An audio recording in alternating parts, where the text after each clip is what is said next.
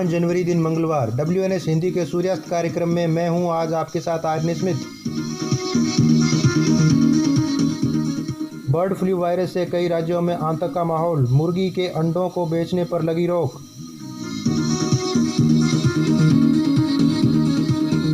बताएंगे आपको corona update, लेकिन पहले मुख्य समाचार।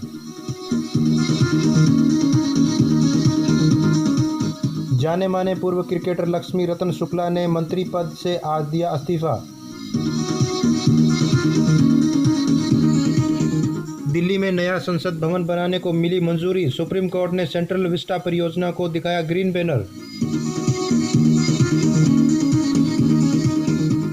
नॉर्वे ने पेट्रोल और डीजल से चलने वाली गाड़ियों को समाप्त कर इलेक्ट्रॉनिक्स से चलने वाली गाड़ियों को दिया महत्व।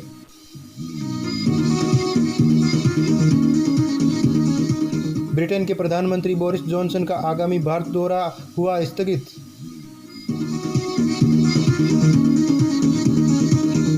और होंगी खेल की खबरें भी, लेकिन पहले समाचार विस्तार से।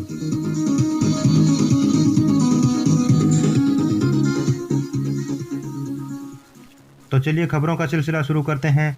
जैसा कि आप जानते हैं कि कोरोना वायरस महामारी तो देश में पहले से चल ही रही थी, लेकिन इसी बीच बर्ड फ्लू नामक एक वायरस ने दस्तक दी है। इस वायरस का खतरा अब कई राज्यों में फैल चुका है। यह वायरस राजस्थान, पंजाब, हिमाचल प्रदेश और केरल में भी दस्तक दे चुका है।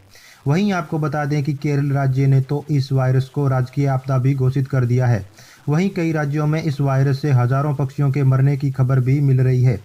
राज्य सरकारों ने इस वायरस को रोकने के लिए अलर्ट भी जारी कर दिए हैं। वहीं बताया जा रहा है कि मध्य प्रदेश में 23 दिसंबर से 3 जनवरी तक 776 कौवों की बर्ड फ्लू वायरस से मौत हो चुकी है। वहीं आपको बता दें कि गुजरात के जूनागढ़ में भी इस वायरस के फैलने का डर है।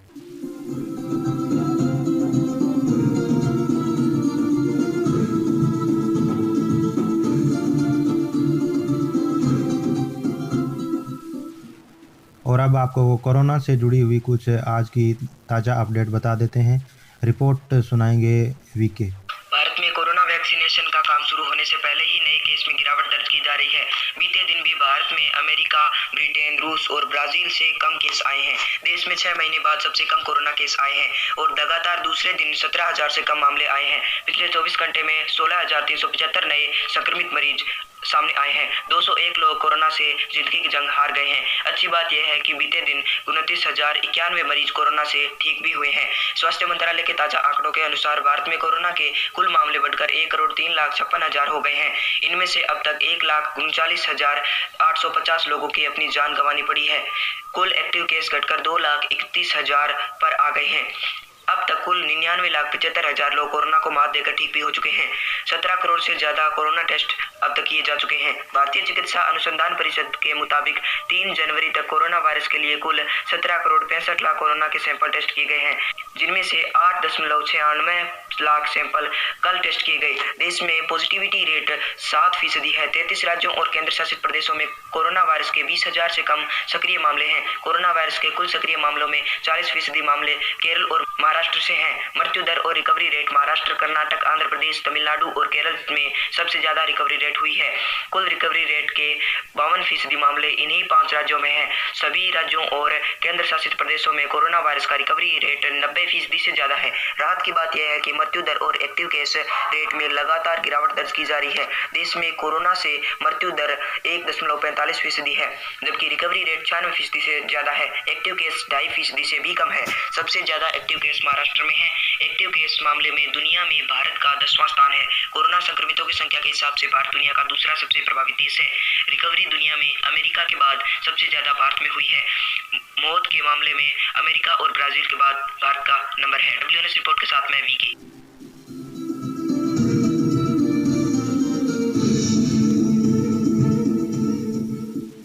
अगली खबर बता देते हैं। बंगाल में विधानसभा चुनाव कुछ ही दिनों के बाद होने वाले हैं।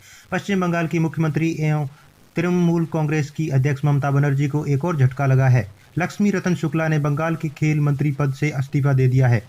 वे पहले क्रिकेटर थे, बाद में उन्होंने बंगाल का खेल मंत्री पद संभाला था। बताया जा रहा है कि लक्ष्मी रतन शुक्ला ने तृणमूल कांग्रेस के हावड़ा जिले की अध्यक्षता से भी इस्तीफा दे दिया है। हालांकि वे तृणमूल कांग्रेस के विधायक बने रहेंगे। कुछ मीडिया रिपोर्ट के सूत्रों के अनुसार बताया जा रहा है कि शुक्ला जी ने राजनीति को छोड़ने का मन बना लिया था।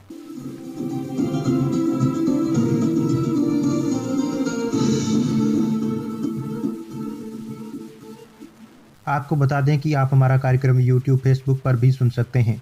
अगर आपको हमारा कार्यक्रम अच्छा लगे तो हमें अपनी प्रतिक्रियाएं भेज सकते हैं। हमें आपको जवाब का इंतजार रहेगा। अगली खबर लेते हैं। दिल्ली में इंडिया गेट के पास नए संसद भवन के बनाए जाने को सुप्रीम कोर्ट ने मंजूरी दे दी है। मंगलवार को परियोजना की वैधता को चुनौती देने वाली याचिकाओं पर उच्चतम न्यायालय ने फैसला सुनाया। न्यायमूर्ति MS खानविलकर की अध्यक्षता में 3 सदस्यीय पीठ ने 2:1 के मतदान के फैसले में बताया कि भूमि उपयोग के परिवर्तन में जो सूचना जारी की गई है वह वैध है। इस पीठ के तीसरे न्यायाधीश संजीव खन्ना ने भी इस फैसले पर सहमति जताई है।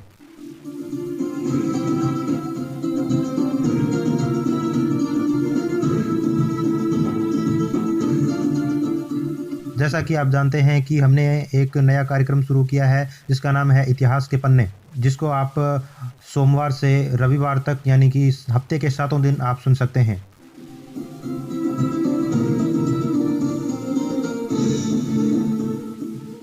अगली खबर है, नॉर्वे पहला ऐसा देश बन गया है जिसमें पेट्रोल और डीजल से चलने वाली गाड़ियों से ज़्यादा इलेक्ट्रॉनिक से चलने वाली गाड़ियों की खरीदारी होने लगी है। नॉर्वे ने 2025 तक पेट्रोल और डीजल से चलने वाली गाड़ियों को पूरी तरह से समाप्त करने का गोल रखा है और यह सब इसीलिए हो रहा है क्योंकि अब नॉर्वे पेट्रोल और डीजल पर निर्भरता से मुक्त होना चाहता है। एक आधिकारिक रिपोर्ट के मुताबिक नॉर्वे में खरीदी गई गाड़ियों में से 50% गाड़ियां इलेक्ट्रॉनिक खरीदी गई थी, जो कि पिछले साल का आंकड़ा है। इसका मतलब नॉर्वे अब पूरी तरह से पेट्रोल और डीजल से मुक्त होने की ओर अग्रसर हो गया है।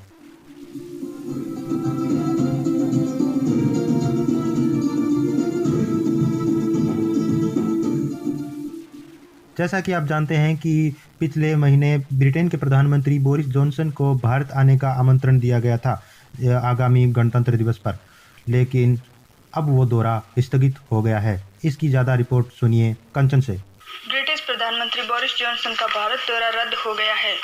बोरिस जॉनसन इस बार के गणतंत्र दिवस पर मुख्य अतिथि के रूप में शामिल होने वाले थे। ब्रिटिश प्रधानमंत्री बोरिस जॉनसन ने मंगलवार को प्रधानमंत्री नरेंद्र मोदी से बात की और भारत आने में अपनी असमर्थता व्यक्त की। डाउनिंग स्ट्रीट के एक प्रवक्ता ने कहा कि पीएम ने आज सुबह प्रधानमंत्री मोदी से बात की और कहा कि वह इस महीने के अंत में भारत का दौरा करने में असमर्थ होंगे। पीएम बोरिस जॉनसन ने अपनी यात्रा रद्द करने पर खेद भी व्यक्त की। बता दें कि कोरोना वायरस के खतरनाक स्ट्रेन की वजह से ब्रिटेन में लॉकडाउन लगाया गया है। पीएम मोदी से बातचीत के दौरान पीएम जॉनसन ने कहा कि उनके लिए यूके में रहना महत्वपूर्ण है ताकि वह वायरस को रोकने के लिए ध्यान केंद्रित कर सके। फोन पर बातचीत में दोनों देशों के नेताओं ने द्विपक्षीय संबंधों के लिए अपनी साझा प्रतिबद्धता को रेखांकित किया। बोरिस जॉनसन ने पीएम मोदी से कहा कि वह 2021 की पहली छमाही में भारत का दौरा करने में सक्षम होने की उम्मीद करते हैं।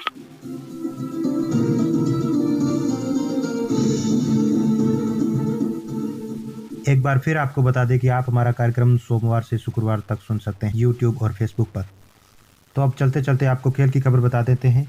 जैसा कि आपको पता है कि दक्षिण अफ्रीका और श्रीलंका के बीच में खेले जा रहे टेस्ट क्रिकेट मैच में दक्षिण अफ्रीका ने दूसरे टेस्ट मैच में तीसरे ही दिन श्रीलंका को 10 विकेट से हरा दिया और दक्षिण अफ्रीका ने यह सीरीज 2-0 से अपने नाम कर ली।